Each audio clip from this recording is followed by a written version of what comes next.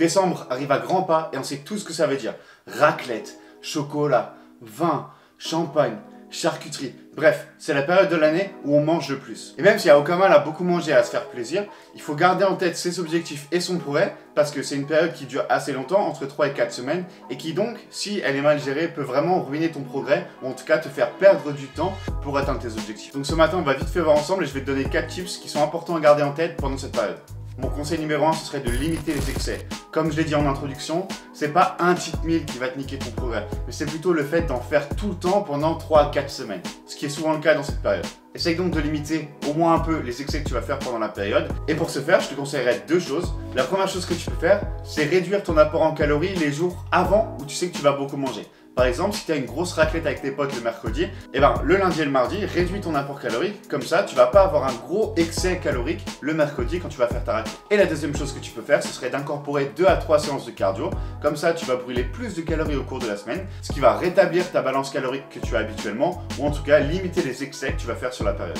Pendant cette période, la tentation de tout manger sur ton passage, elle est vraiment immense. Il y a tous les gens autour de la table qui le font, tu restes à table pendant des heures, il y a des chocolats partout dans l'appart. Bref, tu as vraiment tout ce qu'il faut pour succomber à la gourmandise. Et du coup, tu vas avoir l'impression que tu vas devoir tout manger, même si t'as pas faim. Et ça, c'est de la gourmandise et elle va être très présente pendant cette période. Quand tu commences à ressentir cette sensation, accepte-la, accepte que c'est de la gourmandise, accepte que ton corps veut que tu manges, mais comprends bien que tu n'as pas forcément faim et que c'est juste une illusion. Et si jamais tu as vraiment envie de manger quelque chose par gourmandise et que tu sens que si tu manges pas quelque chose, tu vas vraiment tout détruire, alors dans ce cas, prends peut-être juste un fruit, par exemple une clémentine, ça fait souvent bien l'affaire et ça va permettre de réduire cette urgence que la gourmandise va créer. Conseil numéro 3 maintenant, utilise tes calories supplémentaires pour tes entraînements. On sait tous que dans cette période, on va beaucoup plus manger que d'habitude. Et c'est pas forcément une mauvaise chose parce que toutes les calories supplémentaires que tu as là, tu vas pouvoir les utiliser pour ton entraînement.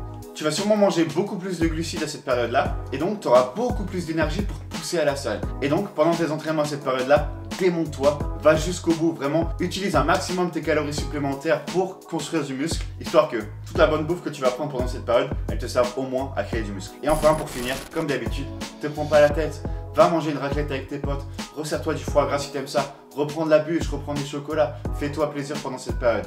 Mais n'oublie pas la modération et tes objectifs pour la nouvelle année qui arrive. Utilise cette période pour te reposer et repartir à l'offensive en 2022. Et sur ce, dis-moi dans les commentaires combien tu as déjà fait de raclette jusque-là et combien tu comptes en faire jusqu'à la fin de l'année.